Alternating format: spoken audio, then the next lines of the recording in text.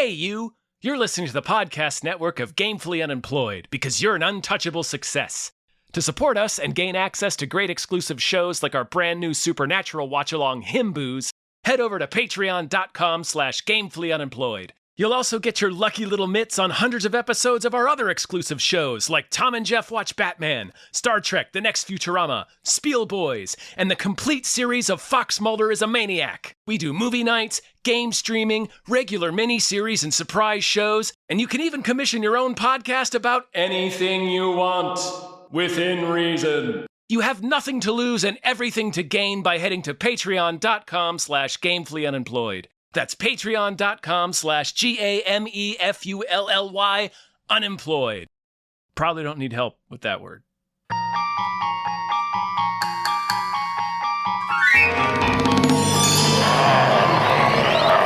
Come on, you woolly bastard! Come on! Bigfoot. Oh man, we did it. We did it. We did do it. We've done it. We got him. We got Ladies him. and gentlemen. We got him, folks. We got him. He's here. He has a weird smile. Yeah, it does. I don't know what it means. Yes, I don't know what he wants. His smile. He has, like, when Lithgow goes to shoot him in the face, he literally gives the bird after reading Brad Pitt smile. I howled. Yeah. When he's got the crosshairs right on Harry's forehead, and he's got that sad little smile on his face because he's holding the mink. It's amazing. Holy shit, Dave. Well, welcome to Sasquatch. We finally everybody. brought him down. We got him. We got him. If he had shot him in the face. Oh, yeah. God. Just blasted his ass. This is our Bigfoot podcast, brought to you by Bob Grenville. Thank you, Bob. We've had a blast. This is episode 16. We've watched 16 Bigfoot movies. We had a high-powered rifle to Bigfoot's face blast. We sure did. We've learned a lot, and we're ending on a high note. Oh my God. We truly are. This movie is always more deranged than I remember. I've never seen this movie. We watched it on a movie night one time. No, I wasn't there for that. Man. Or if I was, I left my body. I don't know. I don't think I've seen this. This is Harry and the Hendersons, folks, from 1987, starring John Lithgow and Kevin Peter Hall. And a lot of other people. Donna Michi's there. Yeah. Trying like hell to fuck Bigfoot, I swear. I promise you, he is there to fuck Bigfoot. Yes. He's the one who he tastes his hair and he's like, No. That's David Suchet. Okay, sorry. That's Poirot, who is playing the Bigfoot hunter. Fuck this movie. I know. I assumed it was E.T. with Bigfoot, and I was more or less right. That was the pitch. Yeah, broadly speaking, it's about a deeply dysfunctional family having an existential crisis through Bigfoot. A family full of goddamn sociopaths. Yeah, the opening is them just tearing through the woods in this car, Vin Dieseling driving to the point that the wife is like, "Honey, slow down." Yeah, he's all but driving on one wheel in reverse. Right. And she's like, do you want to maybe even put on your sunglasses? Because the sun is blinding you. He's like, no! He's driving directly into the sun in a forest filled with every animal. I don't think, there's a possum. Do possums even come out during the day? It's like... I don't know, but they do in this movie. This family's a maniac. The Ernest, the child, is in the back just with bloodlust. Ernest wants to kill everything. I hate Ernie. Ernie has grown up into one of the people who is currently destroying the world. Yes. He's got Sega voice. Does that make sense? Yes, it does. Yes. And his sister is getting sick and she's like, she's gonna launch about her puking, and it's like, fuck you, Ernie. I hate you. Shoot it! It's already dead. Shoot it anyway! Shoot it, Dad. I want to see it die. This is the rabbit that I shot! Sociopath. And then he becomes Bigfoot's greatest friend later. Well, he tries to free the dog. He has a crisis where he's like, Oh no! Like it's about a family realizing that animals have souls, basically. Right. It's about a family realizing that they don't own nature. Yeah. But yeah, they're just fucking. They're just blasting through the woods, just like we're campers. To the degree that I think this a large part of this movie is parody. Like I think this movie is intentional parody. I think so too. I think it's one of those movies that I think. It's not Josie and the Pussycats, but what I mean by that is Josie and the Pussycats was a misunderstood movie that you look back and you go like, oh, this is clearly like satire and a parody, and it has a very distinct tone. Whereas this, it's like you can't quite tell. Where it's like it has that at times, where it's kind of the first act is the most coherent. Right, but it doesn't have enough of an agenda and a tone. Where like I was thinking later when all the where it's like. Bigfoot's on the loose, and there's just all these guys running around Seattle, white guys, I should say, with guns, being like, "Where's Bigfoot?" And the cops are like, cut it out. Like they arrest a guy, and he's like, "That gun is expensive." Where it feels very like white suburban in a way that I couldn't tell if the movie was aware of it. I think so because of the scene where the lady busts out her .38 to investigate Bigfoot in her kitchen. Right, there's like that was such culture. Right, yeah, and that was such like making fun of that was such a trope of the 80s. This is a familiar gag to me. Like the little old lady. This is very close to the little old lady having a hand cannon. Yeah, is this suburban housewife waking up in the middle of the night with just a fucking gleaming .38? Yeah. So I think it's aware of the gun culture stuff. To the point where like John Lithgow, when he gets out the Magnum rounds for David Suchet, he has to blow dust off of them. Yeah, you're right. He's like, we hardly have any use for these monsters. Yeah, it's one of those movies where like, sorry. Oh no, where you watch it and you go like, this isn't No Holds Barred, but it like and what I mean by that is like you watch No Holds Barred and that's a movie that is like loud and weird, but not a satire. You know what I mean? Where you're like, I think this is just cocaine. Yes, yeah, it's loud and weird because there were no adults in the room. It's No Holds Barred. This has that loud and weirdness where it's like side characters are randomly maniacs, but you're like, I feel like there was more intent here. There's intent here, yeah. But like watching an older movie, you there's always that you have to like figure that out sometimes, where you're like, is this just cocaine, or is this like this? Is there a order to this madness? And this feels like a little of both. Little both. It like I said, I think the first act is the most coherent, and that's where it feels like because everybody's kind of unhinged. They're playing very tropey versions of mom, dad, teenage sis, and shitty little brother. Right. And John Lithgow is such like a gun nut hunter, like maniac, like with so little, like with such disdain almost for nature. Right. Like it's like this has to be self-aware. It's so and like right up until Bigfoot like runs off that first night, that felt like the most consistent in tone and right, but then it gets weirdly sappy, and it's it goes saccharine, and sometimes it's making fun of itself for that. Like sometimes the sappiness feels intentionally like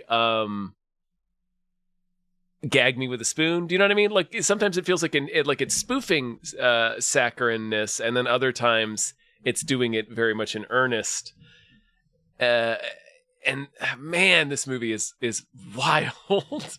Yeah, it's hard to tell. It's like maybe like the screenwriters, maybe they intended one thing, and then the director kind of like it feels like they almost like some of the jokes or ideas got missed. I am wondering if because the first chunk feels closer to something like Gremlins, like something that was a little more subversive.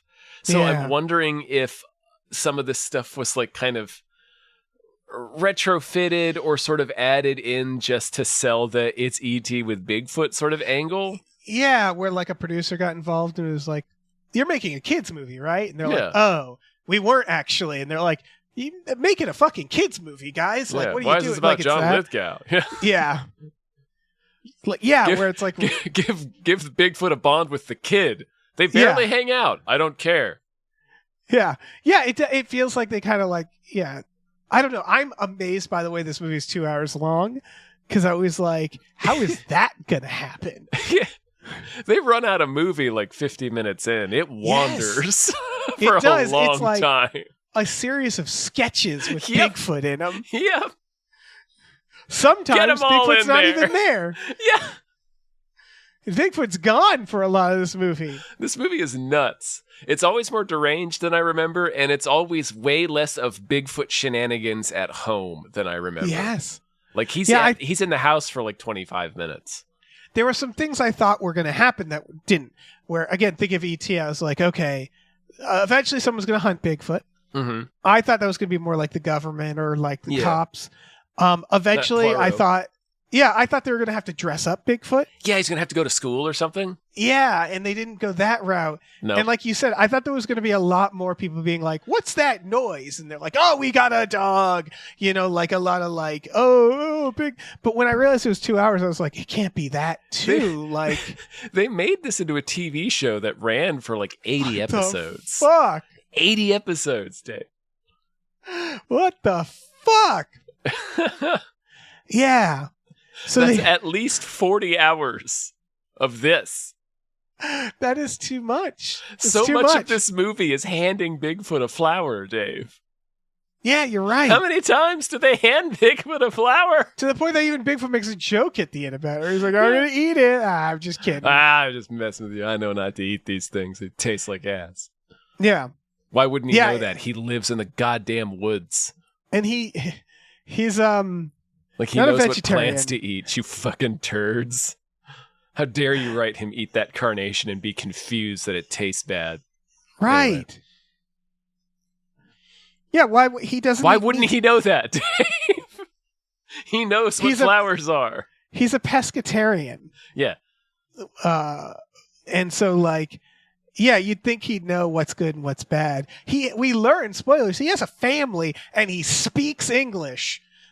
So it's like, yeah, I don't know. He's been gaslighting this family the whole time. It's hard to tell because he gets slammed by that car. So I thought, like, there might be an element of like, it's very funny from Bigfoot's perspective, knowing that he's like a seemingly completely intelligent being. I really want to see this movie now.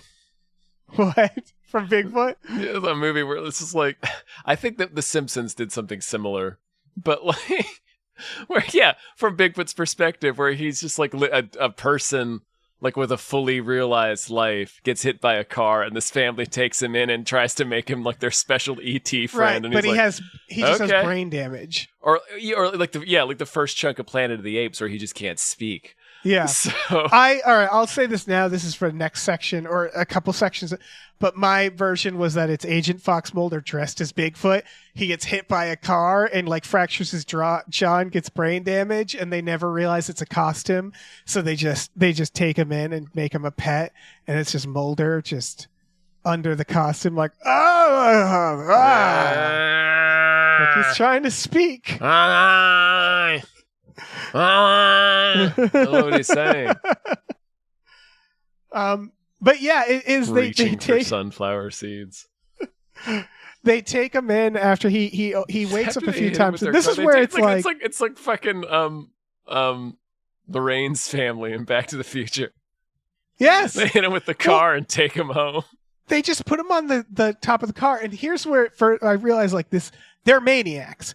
Is they drive him home to Seattle, and then just go to sleep with him and just in the garage. In the garage. Just under a tarp. It's very funny.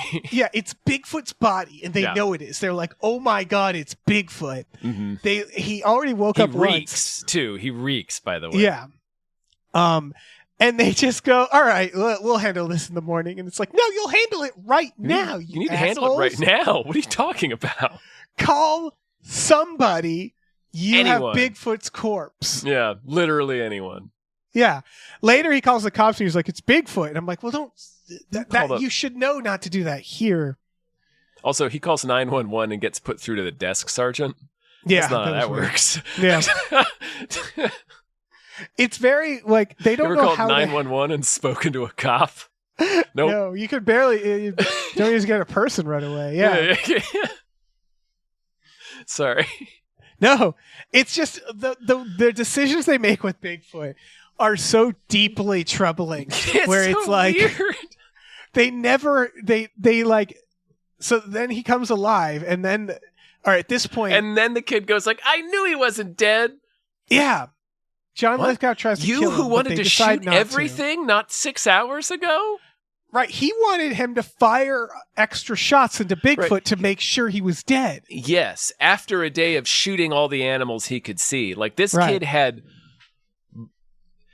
kid was the shittiest kid in your grade hours before. And now he's like Bigfoot's fantastic friend. He was a little right that if John Lithgow put a couple of safety shots in Bigfoot in the road, none of this would have happened. Solved this problem, yeah, totally. Yeah. Saved everybody a lot of trouble. Yeah, so they got Bigfoot doing big bits. Lots of bits, eating stuff. We learned that he doesn't like dead animals, and he's like freaked out by them, which is understandable. Yeah. Which makes it later when they open the closet and all of his trophies spill out. Right, yes. That's a Texas chainsaw closet. Oh, yeah. Bigfoot should. There's a few those are times where I was lampshades tumbling out of there. Sorry. There's a few times where I was like, it would be very funny if Bigfoot crushed a head right now. When they call the scientist guy in and Bigfoot's behind him and they're waiting. Yeah, I just want him to just squash his head, and then they just have to hide the body, and they're like, it's okay, buddy. That music swells up. Da-da-da-da-da. He just bites his skull in half. Yeah, no, Harry, no! A couple times he puts his entire hand around the dog's head, and I was like, oh, God. Oh, God. Yeah. He catches that dog in midair. That first night he busted. Yes. That first night he busted into their house, they just let their teenage daughter get right into its face. Yes. She's just annoyed. She's like, as if, like, that there's a Bigfoot there. He's going to Sub-Zero someone. Yeah. He's literally the Predator. Yeah, he is. Oh, man. Don't let him fool you. I can see it. Same eyes. Yes. Same eyes as the Predator. After him. Yeah. Oh, man. I can see him in there.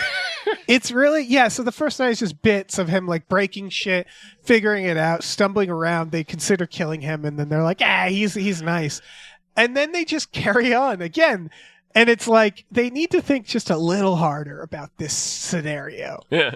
Where they're like, we can't call the cops. And I'm like, the cops will shoot him. Oh, yeah.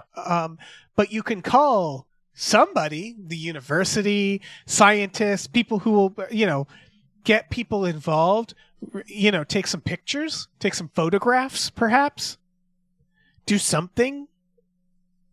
But they instead just kind of go, he's like a pet. Yeah. And they don't think about how deeply unsustainable this is, where they're like, we'll just, we'll hang out with him. He's fine. He'll live here. We'll teach him tricks. And they have that public access talk show, which Jerry, didn't you think they were going to go on Jerry? So Jerry is my favorite moment. What was the point of having that show? They needed exposition. They needed to know. This is after Bigfoot gets away.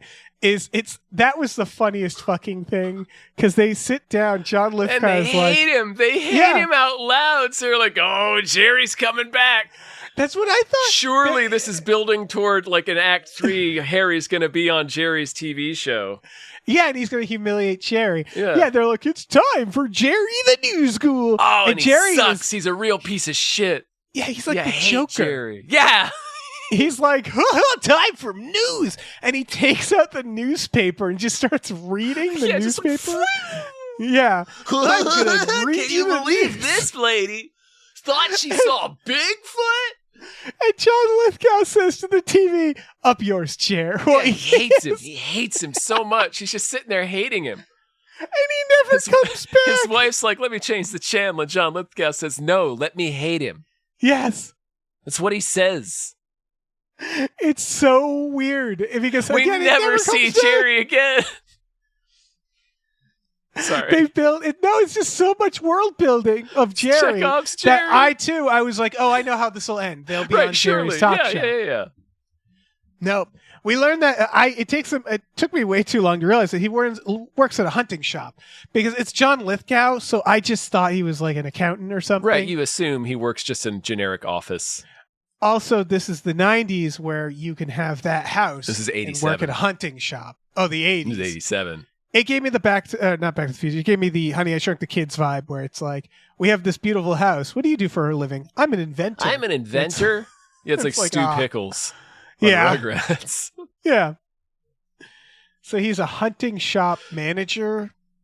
Yeah, it's his dad's shop. He's like an assistant manager. His dad, Mehmet Walsh. Mehmet Walsh. There's a theme in this of generational trauma Mm-hmm.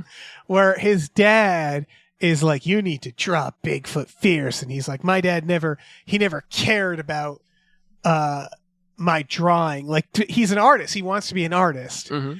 And they have this brief subplot where his art is like, oh, honey, your art's beautiful. Why don't you draw more? And he's like, because my dad always wanted me to play baseball and hunt. And then they're like, oh, like you do to your son? Like you do to your son, yeah. And then that's it. That's the end of the thought. That's it. That's as far as they explore it. They're like, you get it. Right, because the kid is supposed to be a maniac at the beginning, you realize, is that he's raised his kid to be this weird maniac. This weird little piece of shit version of himself. Like and he has like it truly in the first act it feels much more clearly a parody because John Lithgow is like over the top disrespectful of nature. Yes. Like he might as well be Will Arnett in Hot Rod, like running over the fucking whatever it was, the raccoon. No, that's it. They're showing all the nature and they're blasting through it. Yeah, that's clearly, it's just so weird because it like, then the son cries and lets their dog go because he's gotten so mind fucked by this situation that he's like, the dog is a slave, man. Right. Yeah. It's wrong for us to keep Harry here. What? Yeah. Kids out back the next day burying hot dogs and weeping. Yeah. There's an amazing line, by the way, later, which is, I wrote it down. It's the roast line. It's the roast is resting in a shallow, unmarked grave in the backyard. They say at dinner. And I was like, that's an amazing line. Yep. So what an Melinda insane Dillon, thing that's to the say. mom from A Christmas Story. Oh, really? Mm-hmm. There's also Nosy Irene, I believe, Nosy Neighbor, because it's again Nosy 80s Neighbor, to 90s. Irene, who wants to like return their dog at 4 a.m. Yeah, there's a bit where there's this guy she calls Kim Chi, who's was like it a bit or was it that single scene? It was that single scene. I think it was single scene. It felt like it was a bit, but it felt like it was referencing like a recurring bit that we just hadn't that got deleted or something. I think older movies did do this where they like their version of world building is like, here's a colorful character, here's like here's a little bit, you know what I mean, where it's like one scene where someone will just be like, I'm wacky, and then they never come back, and you're like, hey, what the fuck was that? What do you do? It's like you meet a guy looking through binoculars. Hey, Walt, I'm just looking to make sure the ants aren't stealing my mail again. That's world build. That's what you mean, right? Yeah. Like you give us a little taste of some weirdness that... Right. Guess who's coming to dinner has that, where like the weird delivery boy is like dancing to music and chatting with the help, and then he's never seen again. You're like, what the fuck was that? Did we need that? Where it's like where it's like the sensibility of like, oh, the movie's dragging, let's just stick something in there that's weird. Yeah. Or funny. Yeah. Irene does not notice much. When she comes over and they're first hiding Harry, he sticks his arm through the laundry chute. Yeah. And they're like, oh, it's a hamster we got. They literally say hamster. Thing. Yeah. The ground rises under John Lithgow. They come up with such weird things. Like it's a classic, hiding E.T. from mom or hiding E.T. from the nosy neighbor. But it's like the floor rising up and down like Poltergeist. And then this big monster hand. The monster hand is I guess pretty close to a classic one. But that you think that's going to be like, again, you think they're setting something up, but that's really the only time they have to contend with Irene's nosiness. Yes. Yeah, Bigfoot's in the basement. He pushes up on the tile floor, which pushes John Lithgow up a good 3 feet up and down. And he says to Irene, like, "Oh, I'm doing exercises." And it's like, okay, he tries to sell it by doing squats, and it's like, right. No, you're levitating off the floor. You're not creating an optical illusion. She will see and feel the floor rising up and down. Right. All Irene has to do is look down, and she doesn't. She refuses to. Yeah. Like, Irene needs to be on heroin or something. She like, might for this be. to It's work. 1987. Yeah, that's true. And so, like, at first they're like, we're going to make money off Bigfoot. And I was like, I don't know how that's going to work. It's going to get him on the Tonight Show, yeah. Yeah, and then they're like, we have to bring him back. So they hit this, like, rock bottom moment of, like, trying to bait Bigfoot back in the car with like throwing handfuls of fries in the back seat. So much burgers. It's just, again, very unsustainable and dysfunctional situation with Bigfoot, where they don't understand how to deal with this. Right, meanwhile, the hunter is there. Yeah, meanwhile, David Suchet is creeping around like a serial killer. John Lithgow has called out sick of like 2 or 3 days of work at this point. Like, he hit Bigfoot with his car, and then his life immediately unravels. Yes. Bigfoot spending $400 on hamburgers. Trying to lure Bigfoot into a car.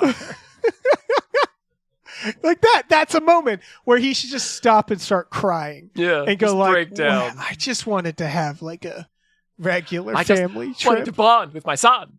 Yeah. Out in the woods, you see. Bigfoot runs away. How to fire a rifle. When Bigfoot runs away, there's another moment where you're like, "Oh, you dirtbag!" He takes a quick cruise, like a spin around the block, being like, "Harry, Harry," and then they go to bed. And then the next day he goes to work, and I was like, "No, there's a Bigfoot on the loose." Yeah, you found Bigfoot, brought him to Seattle, told nobody, and then released him into the city, and now you're going back into work the next day like nothing happened. He's on the news ripping kids in half. Yeah. Just, it's just like you need to do something. Yeah. You need to call somebody. You have to get people involved in your situation. Somebody needs to know. Eventually they find Bigfoot in the city. They finally tell the Bigfoot expert, because John Lithgow found this guy who's like knows the hunter. Mm-hmm. And so he has a Bigfoot shop. So John Lithgow goes to him and he reads a bunch of books on Bigfoot. It's a Bigfoot museum even. Yeah, and he becomes like a Bigfoot activist, where like that guy, the bicyclist who is a maniac, where you're like, what's your life like? Makes up this weird elaborate story about Bigfoot, and John Lithgow on the air calls him out, and the guy breaks down like, I was lying, okay? And it's like, this is sadness. What's happening here? Yeah, and John Lithgow's like, Bigfoot wouldn't act like that. You're a liar. Never. I've known him for 72 hours. I'd die for Bigfoot. I would die for him. So a lot of moments where anybody watching the news would think that like something's gone terribly wrong in the city, or right, yeah. That man seems to be like, no Bigfoot personally. Like, I'm just not going to go outside for a while. He's got a lot invested. Yeah, I feel like, I knew the 80s were going in a strange direction, but this is not what I pictured. Yeah. Don Amici is the person who runs the Bigfoot shop, by the way. He's the Bigfoot expert. Oh, yeah. Son of a bitch. I'm gonna fuck Sasquatch once and for all. And he spoons with, or he brings him a sleeping bag, and then Bigfoot spoons with the child, which was weird. There was some moments where the teenage girl is like, believe me, he's a boy, I know it. And I'm like, what does that mean? Yeah, and they cut to the mom, it's like, oh, never mind, I won't ask. What? Right. And it's like, no, ask. Did she see his rock hard cock? What does that mean? Right. Did Bigfoot approach you? Mm-hmm. What do you mean? Because I need to know what's going on. He gets kicked in the balls later, so yeah, we know he's just hanging dong. Yeah, he absolutely is. They pick him up. I like when he brings him back home after finding him, and he wakes up his wife and goes, "Honey, look who's here!" And it's just Bigfoot covered in human garbage. Yeah.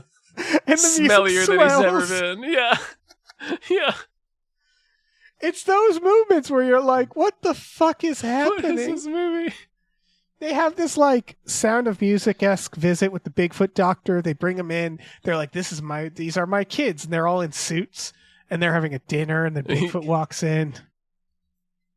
And he's like, what? What's everybody laughing at? Bigfoot will ruin your life, see? He ruined mine. There's no such thing, I tell you, no such thing. Turns and sees Bigfoot. What? Oh, I can laugh again. They're doing like a Jurassic Park thing where it's like, again, it's like E.T. It's like, this is magical. Mm-hmm. And it's like, he's not magic. You have not depicted Bigfoot as being magical in this film. No, he's like a fucking weird ape man who eats bugles. Like that. Yeah. He's nothing.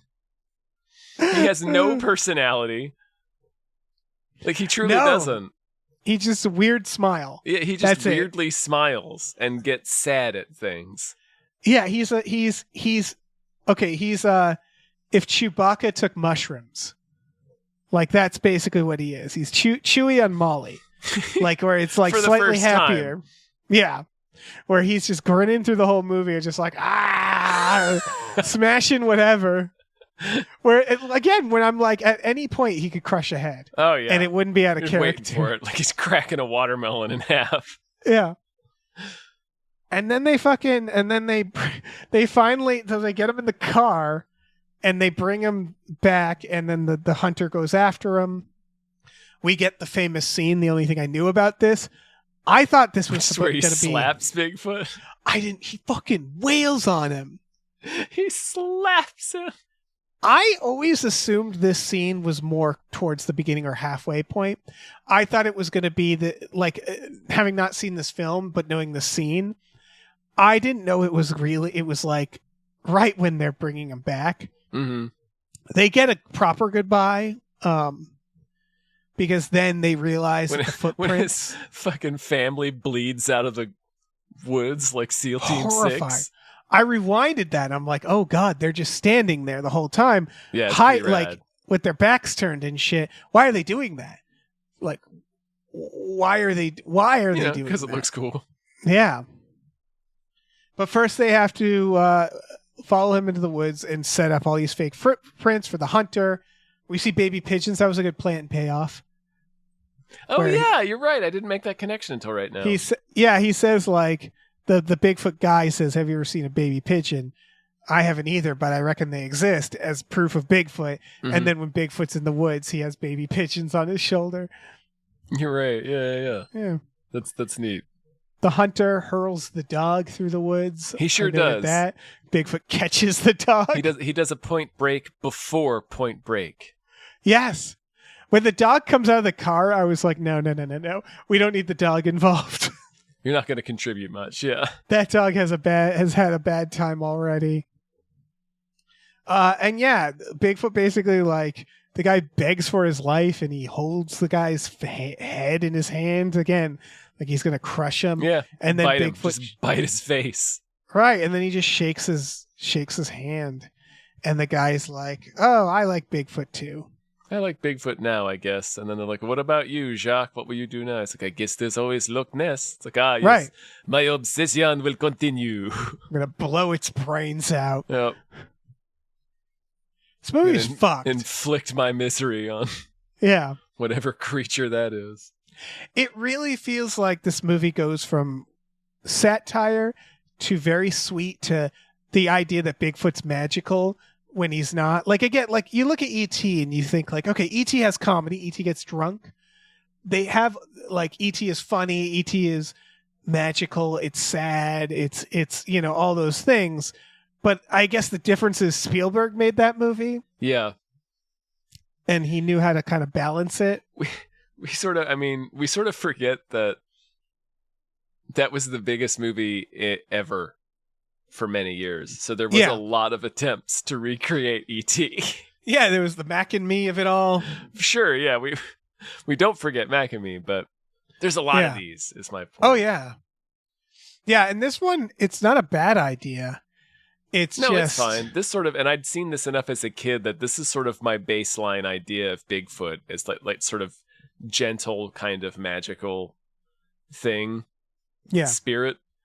So seeing all the movies that we've watched, all the texts that we've studied, and depicting him as this like horrific, just monster is not the Bigfoot that I knew, Dave. I'll tell you. Right. This is like Harry. the My God, clapback what to happened that. to you? It's sort of like it's like a response to that. Like, you know, John Lithgow is like a Bigfoot activist who's like, he's not bad. Everybody depicts him as, it's like after Jaws, where great white sharks, where you have to like do PR for them. It's that where they're like, no. Bigfoot's nice, actually. Yeah. It's just, So you can slap him in the face. Yeah. And he'll just look at you. He'll just look at you. It feels like Point a once rifle at his face. He'll just smile and be kind of sad. Yeah, he'll just let you kill him. Because his every waking moment is pain for him anyway. Crosshairs right between his eyes with that sad look on it. It's like John Lithgow has climbed a ladder to point his rifle at Bigfoot's face. He's like 20 feet away. And the crosshairs just like, hi. Bigfoot might do a flip. Do you understand? Yeah. Anyway, it's fucking this movie. I guess what my thoughts are like, once you figure out the broad strokes of this movie, like, okay, a family hits Bigfoot with their car, bring him home, and then they have to set him loose. That's when someone should have stepped in and went, okay, we're not putting any satire in this. We're not trying to make a message. Make it 90 minutes. Just fucking of suburban Bigfoot hijinks that you could get 90 minutes out of that, you eggheads. Yeah. Get a again, I think Mac and me, they saw Reese's Pieces, right? And they were like, oh, we could get McDonald's. McDonald's conceived Mac of me, but yes, yeah. Oh yeah. But yeah, McDonald's saw E.T. and was like, we could do that. Right. When the reality is that I believe the story with E.T. is that the Reese's Pieces were like, they were originally something else and they just needed a candy. It was right, M&Ms and they, initially, and Mars said no. Nobody had like a meeting about how to execute this. No, it was no, it's totally by accident. Yeah. Whereas Mac and me, they were like, we can do that too, but make it like the whole film. You can't recreate an epiphany. You can't genius doesn't happen by committee. Right. I guess my point is that this movie is such a clear E.T. clone that they should have just stripped it to the essentials, been like, all right, we're not, unless you want to pitch me a new idea that's like subversive and magical, if we're going with this general plot, let's just make it 90 minutes. Let's see if Burger King wants in. Let's just shit this thing out. Yeah. You know, like that's the feeling I have for this movie. Anyone wants in. Bugles? Yeah. Nope. They call them swirls. They do. Nobody Bugles was like, absolutely not. Fucking thing. We don't want us with that freak associated with that fucking freak Bigfoot.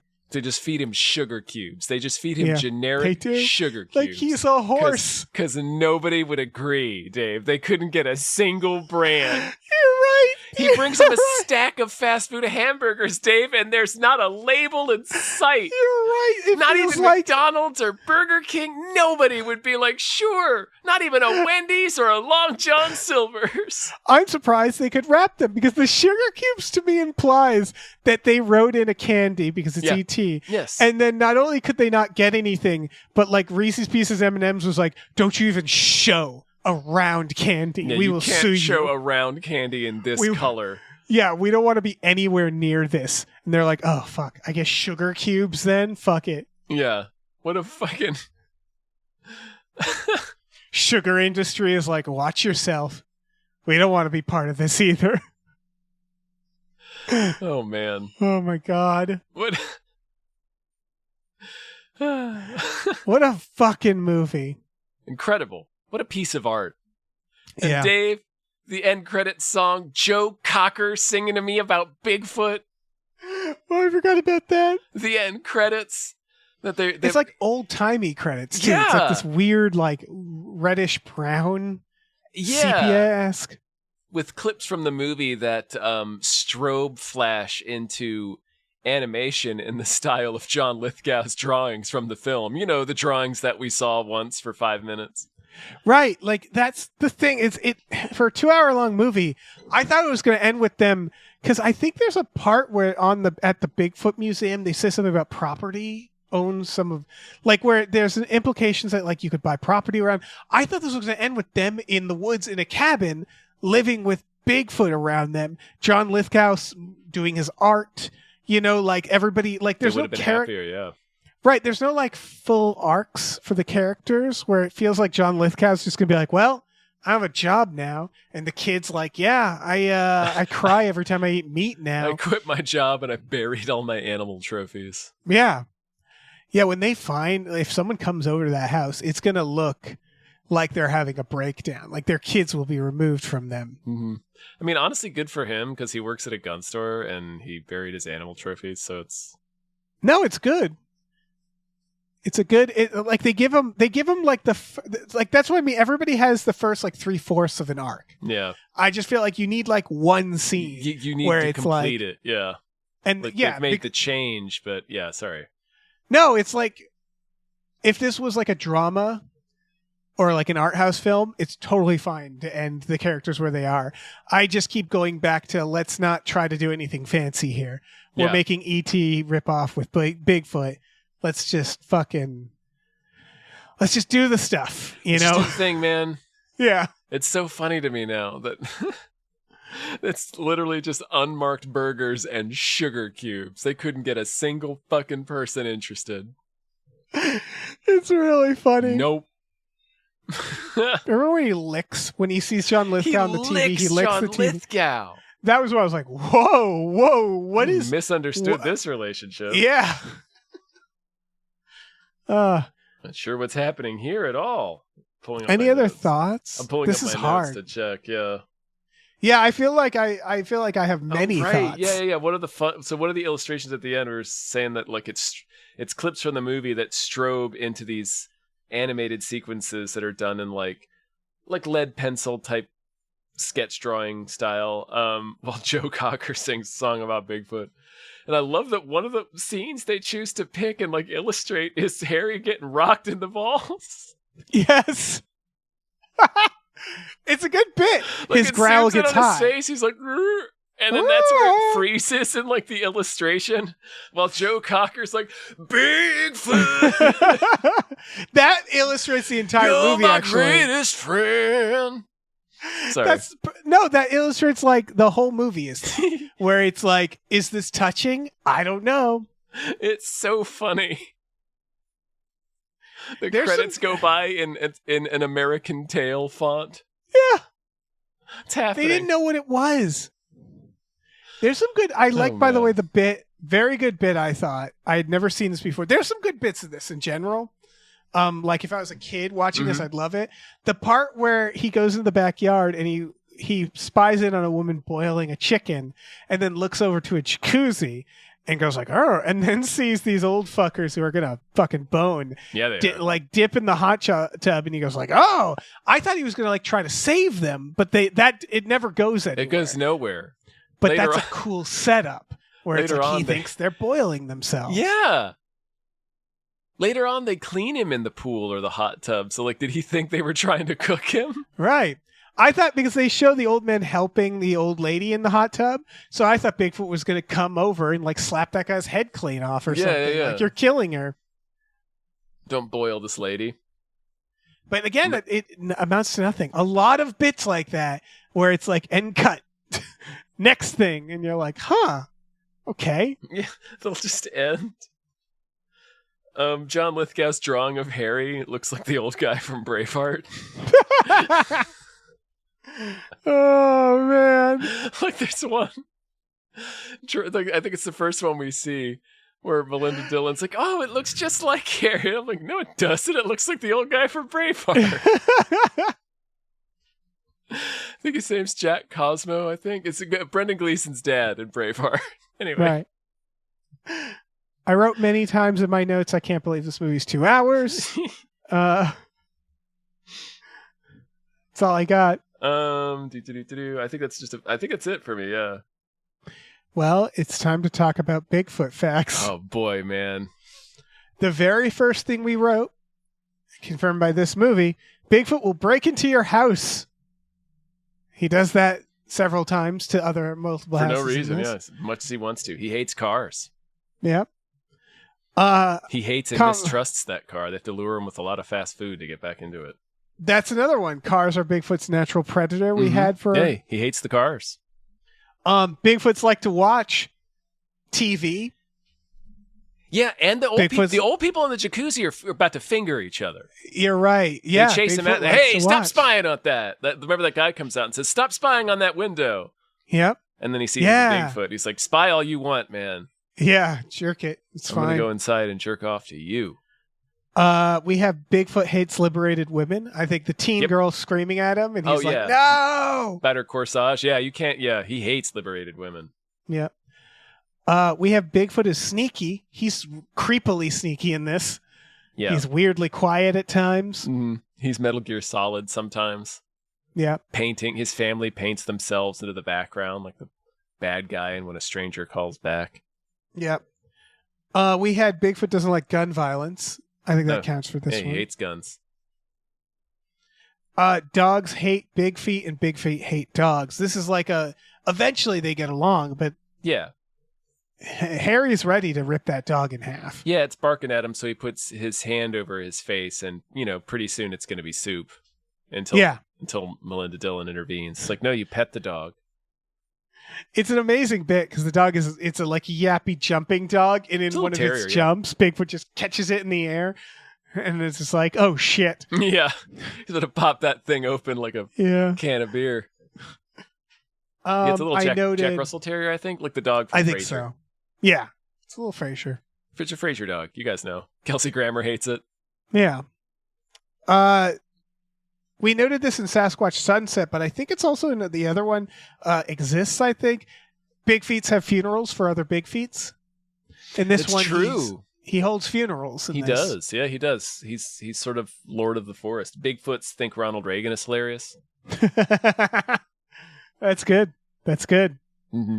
Bigfoots are stinky. We had that already. Oh, yeah. That's canon. Of course, he smells like a merkin. Look at him. Yeah. Bigfoot, friend of animals and an activist, we wrote. Yeah. Mm-hmm.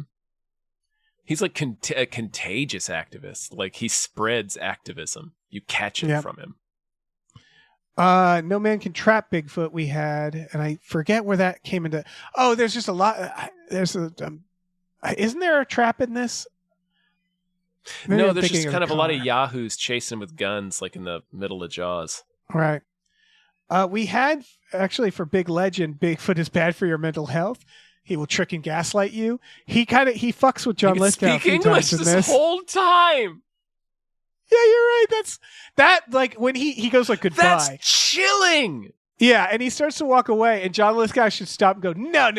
You come right back here. What? We have to. His family bleeds out of the trees. What? Yeah, we need to have a discussion. Like he just has a stroke on the spot. Yeah. Sorry. No, Bigfoot can play dead, we learn. Mm-hmm. Like, full on, where they're like, he's cold. He's not breathing. He like slowed his heart rate down. Yeah. This dude's like Agent 47.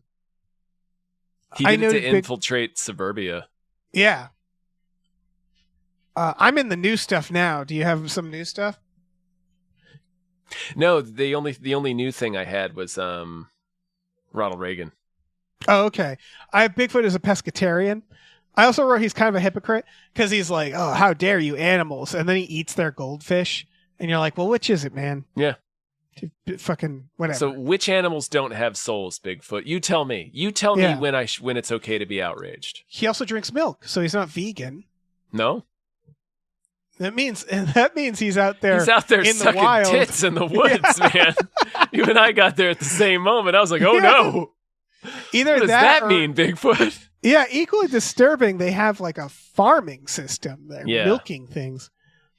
Let's see. I put Bigfoot has no visible genitalia, but teens seem to be able to sense their dicks. I don't know. I don't know. I don't like what that means. There. Yeah.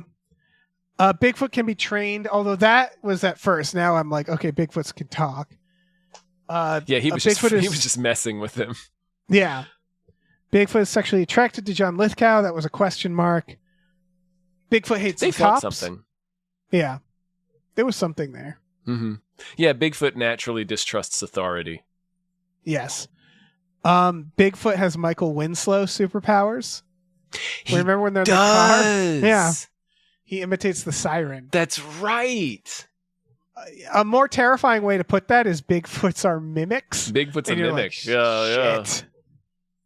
Over here. He fucking says goodbye later. He's the goddamn predator. And this one, correct me if I'm wrong, but when he catches the thief, the hunter, David Suchet, yeah. Yeah, he's holding him on his car. Mm-hmm. Is he holding money? He is, yeah. He's presumably going through his pockets, yeah. He robbed him. Mm-hmm. So Bigfoot will rob you, is my point.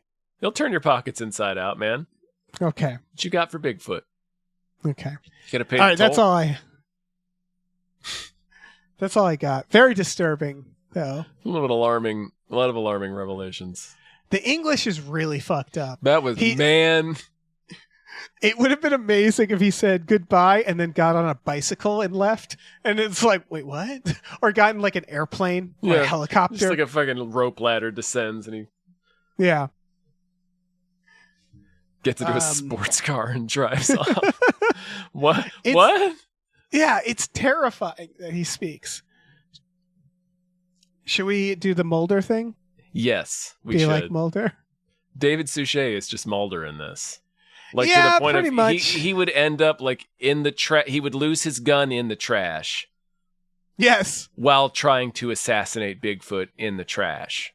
Yes. Mulder would 100% be. In fact, this almost happens in the Jersey Devil episode. Yes. Like when he's found in the dumpster by the cops. Mm-hmm. And like that would be happening. And he's held overnight. Yeah. And shouting in outrage that they don't know there's a Bigfoot loose on the streets. He's just Mulder in this. The spinning the town into like Bigfoot paranoia, all that stuff. Finding the license plate and running with it, knocking on the door and being like, I think you're harboring Bigfoot. You know, like it's all that. Like he would like think a family has Bigfoot. He sees the same license plate racing away from the scene later. Like you can totally see the episode from Mulder's point of view. Running around smelling the fur, go into the Bigfoot maniac, and like that's his Chuck. He's like, I got a guy. Yeah, I'm gonna talk to. Don Amici. Yeah. So my friend, he really wants to fuck a Bigfoot. So do I. Yeah. We've talked about what it would be like. That's how we met. Yeah, we share Bigfoot porn. Yeah. Again, either that or Mulder in a Bigfoot outfit is Harry. And the whole movie is Scully trying to find Mulder because he goes missing and just finds him like drooling in this house. Right. Kids bonding with him. Like, I found Bigfoot. I'm teaching him tricks. Yeah. Bigfoot taught me to stand up to my bullies. And it's just clearly Mulder in a Bigfoot costume. With a bad head injury. Yeah. Oh, what a fucking movie. This movie's nuts. So it was to the first chunk of it was so delightfully deranged that I was like, is this Joe Dante? Yes. I mean, there's a couple of bizarre directing choices that I wouldn't hang on him, but I mean, like the tone of this movie up front is so like, man, this is, but then it really flies apart. It's how Tarantino, like, then there's a bunch of Tarantino mimics. Mm-hmm. It's the same, where it's like Joe Dante, I feel like, fucked up a lot of movies around this time. We can do that.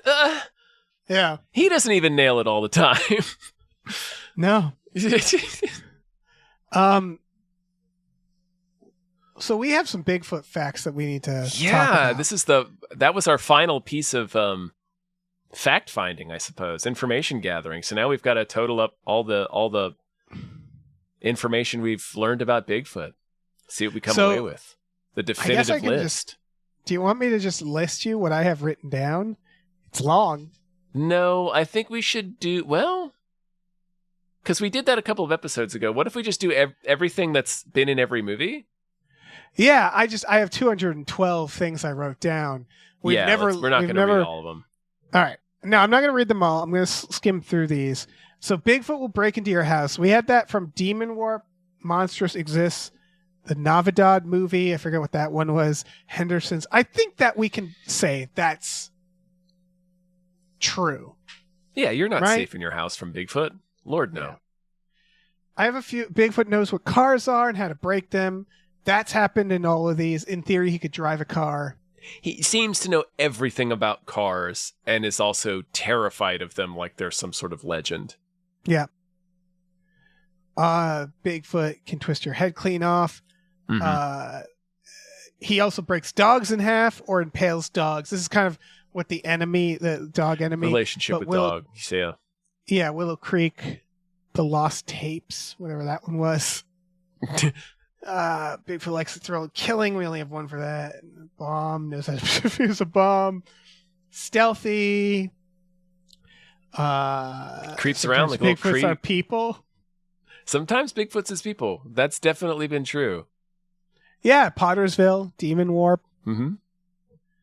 Bigfoots like to watch. That's absolutely true. That's mostly what they do. I think we have that for all of these. It's mostly what they do. Yeah.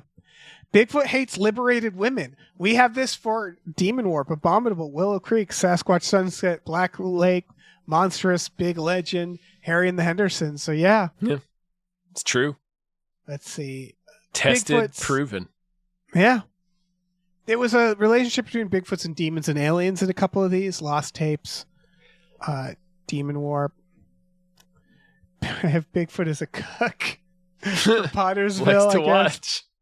Yeah, you're right. He brings communities together. We have a bunch for that. That's true. There's a definite power to Bigfoot. I think we could sort of maybe tie that with the aliens, demons thing. There seems to be some sort of supernatural power to Bigfoot that is both positive and negative, depending on, it can be good, it can be evil. But Harry and the Hendersons, he brings people together too. Mm-hmm. Yeah. Bigfoot hates cabins. We had that at first, and that kind of dropped off. Also tents. Cabins and tents. I think he'll break into your home. break into your house for any reason, yeah. Bigfoot versus cars and hillbillies are the two natural predators. I think that's right. That's safe. I think the cars is firmly established, that's for sure.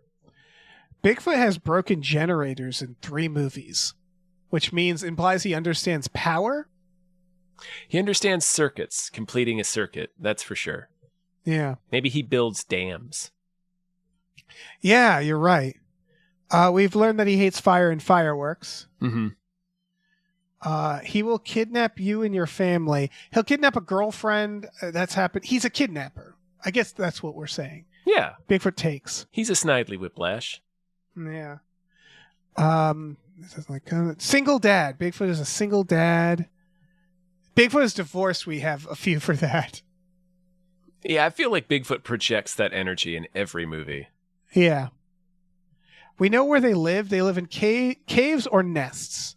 We figured that out. Mm-hmm. Even that's when we missed in this one. Bigfoot makes himself a nest to sleep. You're right, he Harry does. bakes a bunch of trees and tree branches and sticks and stuff to sleep in the living room. We have Bigfoots have huge, stupid teeth, which Fucking hell yes, he does in this. Yeah. Skull-biting teeth. We had one where I don't know, that doesn't really... Let's see. Natural enemy is cars. We went through that. Covering up... he'll cover up evidence of as many crimes. I think that one's been debunked. We had like one case of that, but he doesn't do Most of the time, he doesn't seem to care much, yeah. Like I said, Bigfoot is divorced. Seems like we have enough evidence of that, which is weird. That's a fact. Yeah. This is a bigger observation I want to note, is that of the movies we watch, because we have written down sometimes Bigfoot is in art school films. Mm-hmm. That's basically, there's one of 2 types of films that we covered. One is artsy films, and the other is like grimy, shitty horror. Yeah. Those are really the 2 Bigfoot genres, right? Well, and then there's family comedy like Pottersville and Harry and the Hendersons. Oh, you're right. We had a lot of evidence that Bigfoot love uncle cabins. I don't know what that means, but it's there. Means a lot of people have uncles who have cabins. Yeah. And who are obsessed with Bigfoots. Oh, we didn't note this for this one. Bigfoot has familiars. They befriend humans. We've had that in Navidad, Willow Creek, Drawing Flies, Letters from the Big Man, Monstrous, and this. That's right, yeah, they infect you with their activism. Yeah, he's got John Lithgow. He's turning Lithgow into one of his little familiars. Right, and we've talked about this like psychic connection that people have. Drawing Flies He's has drawing that as him well. everywhere. Yeah. Yeah. He's really going Close Encounters. And Melinda Dillon's even there. She was in Close Encounters. Yeah. John Lithgow's like Dog making Bigfoot. Harry's face out of a pile of mashed potatoes. Yep. This wasn't in this one, but Bigfoot's hitting sticks together to communicate, I think, is definitive. Yeah. I wrote Bigfoot is a Dracula, and weirdly we have 2 examples.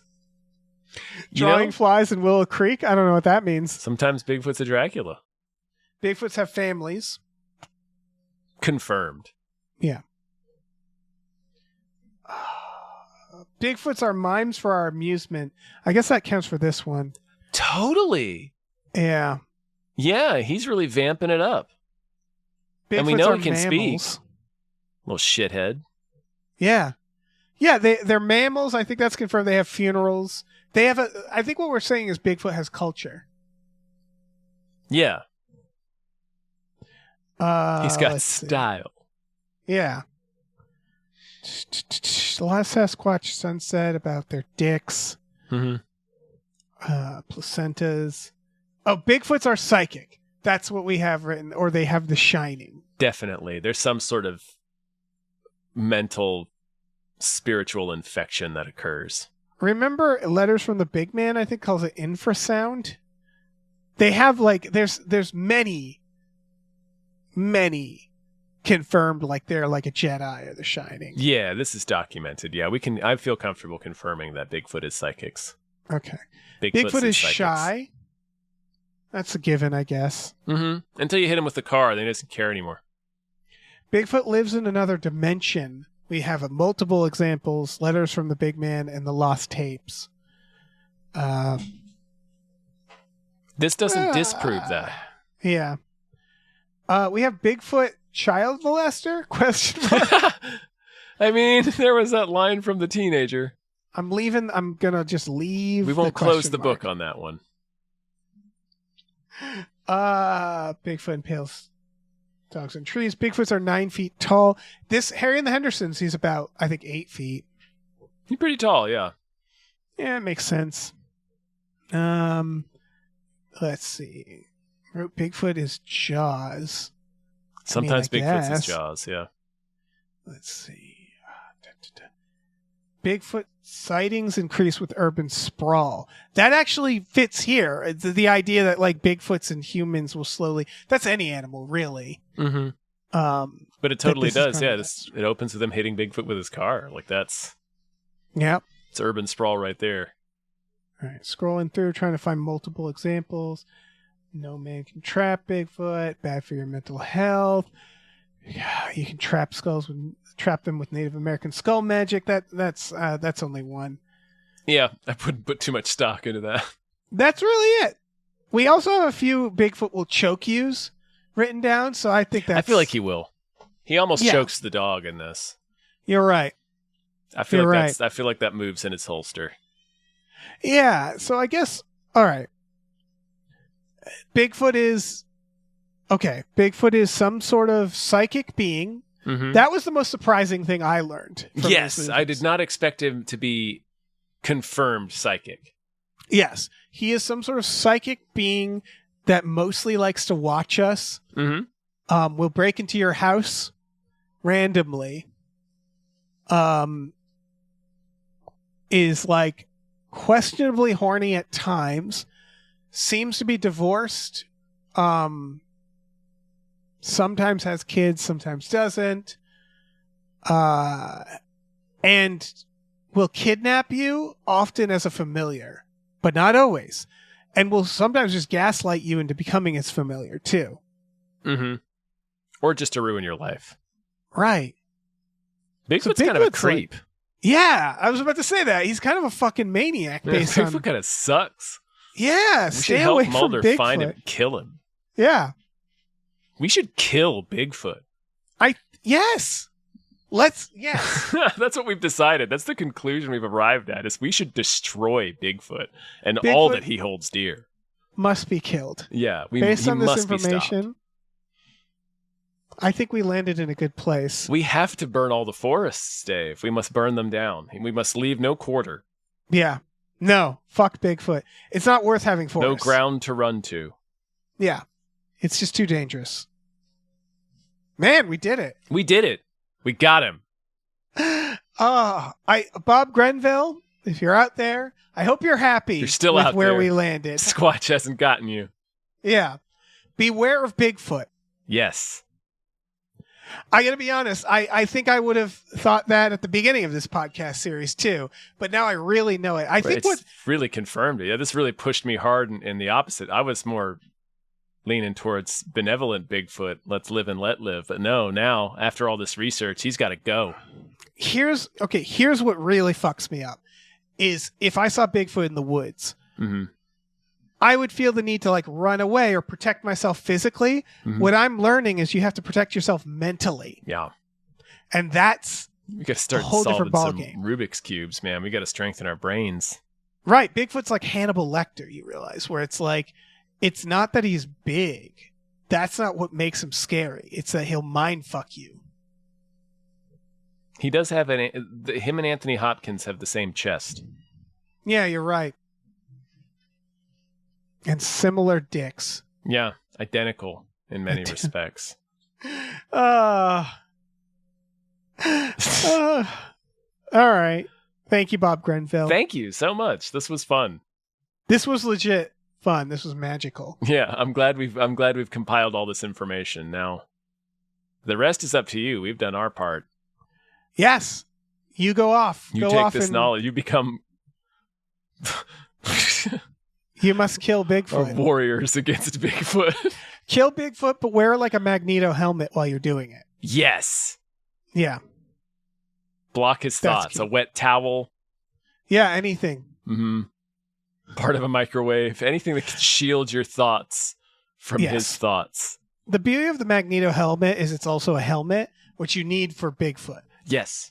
Yeah, you got to keep your brains in one place because he will do his best to remove them. Yes. By hook or by crook. Yeah. All right. Well, both in his teeth. This was through our Patreon, folks. It was. If you go to patreon.com/gamefullyunemployed, the baseline, if you pay $5 a month, you get access to a bunch of exclusive podcasts like Tom and Jeff Watch Batman, Fox Mulder's Maniac, Star Trek Next Futurama, Spiel Boys, Himboos. That's our Supernatural podcast. We also watch movies every Friday night. If you kick in a little more, you can do that.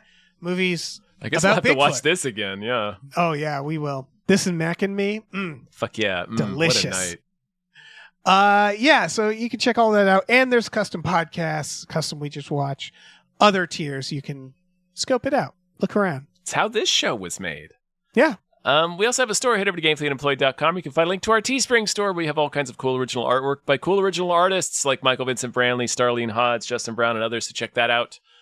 Please rate and review our podcasts wherever you're listening, and check out our other show, Badical, Badical, wherever you are listening as well. Do that. And get him. Get him. Get him now.